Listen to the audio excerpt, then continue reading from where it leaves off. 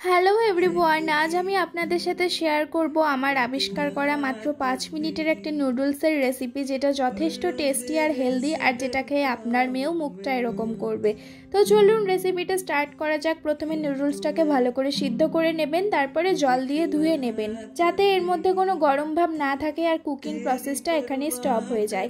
এরপরে কিছুই না, একটা বাটিতে এরকম সস নেবেন। আমার সসটা একটু ঢালাটা ভুলভাল হয়েছে, কিন্তু আপনারা ভালোভাবে পরিষ্কার পরিচ্ছন্নভাবে ঢালবেন।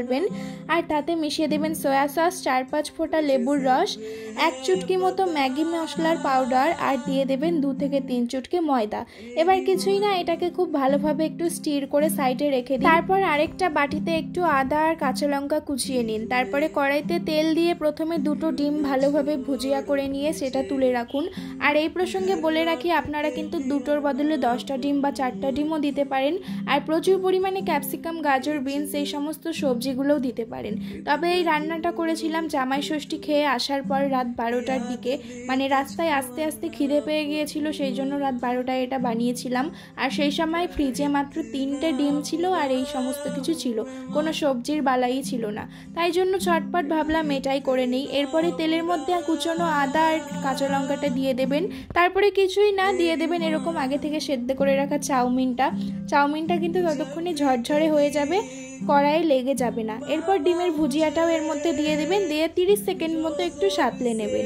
ব্যাস, এবারে আর কিছুই না, আগে থেকে বানানো সসের মিক্সচারটা নুডলসের উপর ঢেলে দিন, তারপরে গরম গরম সার্ভ করুন। আপনারা চাইলে এর মধ্যে প্রচুর পরিমাণে ডিম, সবজি, আরও এক্সট্রা স্পাইসেস অবশ্যই অ্যাড করে এটাকে আরও ভালোভাবে চাউমিনের মতো ঝাই করে ভেজে সার্ভ করতে পারেন। তবে অনেক রাত হয়ে গিয়েছিল আর আমি খুব কম মশলা দিয়ে ইউজ করে হেলদি বানানোর চেষ্টা করেছি, তাই বেশি ভাজলাম না।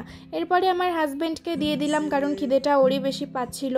তো তার আগে আমার মেয়েকে একটু সার্ভ করে দিলাম। আমার মেয়ে খেতে চাইলো, বেচারির তুলতে প্রবলেম হচ্ছিল, কিন্তু লাস্টে খেয়ে দিয়ে যে রিয়াকশনটা দিল সেটা কিন্তু জাস্ট ওয়াও। আর সত্যি কথা বলতে, ভিডিও রেকর্ডিং করার সময় আমি মনে মনে জাস্ট একটাই কথা ভাবছিলাম, সেটা হলো নিজের এক্সপেরিমেন্ট দিয়ে নুডলস বানাচ্ছি আর সেটার ভিডিও করে স্টোরেজ ফুল করছি, সেটা আলাদা ব্যাপার।